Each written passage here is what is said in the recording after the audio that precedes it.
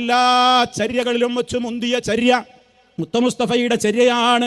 അവിടുന്ന് പഠിപ്പിക്കാത്ത പുത്തനാചാരങ്ങളാണ് ഈ കൊണ്ട് നടക്കുന്നത്. അത് മുഴുവനും നരകത്തിലാണ്. അതുകൊണ്ടാ ഗൗരവത്തോടെ പറയുന്നത്. ഇതൊക്കെ പറയുമ്പോൾ ഈ സാധാരണ ജനങ്ങളെ മുസ്ലിയാക്കൾ പഠിപ്പിച്ചു വെച്ച ഒരു മറുപടിയുണ്ട്. കണ്ടില്ലേ, ആ മൗലവി പുത്തരിക്കണ്ടം മൈതാനിയിൽ നിന്ന് ഭീമാ ബീവിയെ തെറി പറഞ്ഞത് കേട്ടില്ലേ? മാഹിൻ അബൂബക്കറിനെ തെറി പറഞ്ഞത് കേട്ടില്ലേ? മൊഹീദ്ദീൻ ശൈഖിനെ മൊഹീദ്ദീൻ പള്ളിയിൽ വിഴിഞ്ഞത്തിനെ തെറി പറയുന്നത് കേട്ടില്ലേ?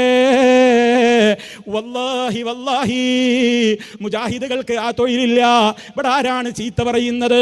ഈ സമ്മേളനത്തിന്റെ പ്രചരണാർത്ഥം വിഴിഞ്ഞം ഭാഗത്തേക്ക് ഇവിടെയുള്ള പ്രവർത്തകന്മാര് വാഹന പ്രചരണവുമായി പോയപ്പോ അവിടെ തടയുകയാണ് ചില സുഹൃത്തുക്കൾ, തൊപ്പിവെച്ച ചില സഹോദരങ്ങൾ. അവിടെ ആ വാഹനം തടഞ്ഞുകൊണ്ട് പറയുന്നു, ഇവിടെ നിങ്ങൾ സംസാരിക്കാൻ പാടില്ല, ഇങ്ങോട്ട് നിങ്ങൾ വരാൻ പാടില്ല, ഇവിടെ നിന്ന് വേഗം പൊയ്ക്കോ.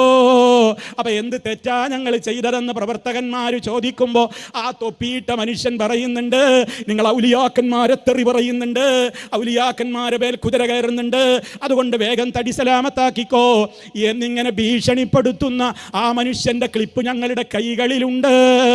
ആ മനുഷ്യനെ ഓർത്താൽ ഞങ്ങളിവിടെ കാണിക്കുന്നില്ല. പക്ഷേ ആ മനുഷ്യനെങ്ങാനും കൂടെയുള്ള ആളുകളെങ്ങാനും നന്നായെങ്കിലോ ദുആ ചെയ്യുന്നു, റബ്ബേ അങ്ങനെയുള്ള വീരശൂര പരാക്രമങ്ങളൊക്കെ ഞങ്ങൾക്കെതിരെ കാണിച്ച പലരും ഇന്ന് ഞങ്ങളുടെ കസേരയുടെ മുൻനിരകളിലുണ്ട്, ഞങ്ങളുടെ വേദികളിലുണ്ട്. അതുകൊണ്ട് മുസ്ലിയാക്കൾ നിങ്ങളെ തെറ്റിദ്ധരിപ്പിച്ചിട്ടുണ്ടെങ്കിൽ ഞങ്ങളൊരു ഔലിയാക്കളെയും തെറി പറയാറില്ല, കുറ്റപ്പെടുത്താറില്ല. മറിച്ച് നിങ്ങൾ അവരെ വിളിച്ചു പ്രാർത്ഥിക്കല്ലേ, അവരോട് സങ്കടം പറയല്ലേ എന്നിങ്ങനെ ഇസ്ലാം പഠിപ്പിച്ച നിയമങ്ങളാണ് ഞങ്ങൾ പറയാറുള്ളത്.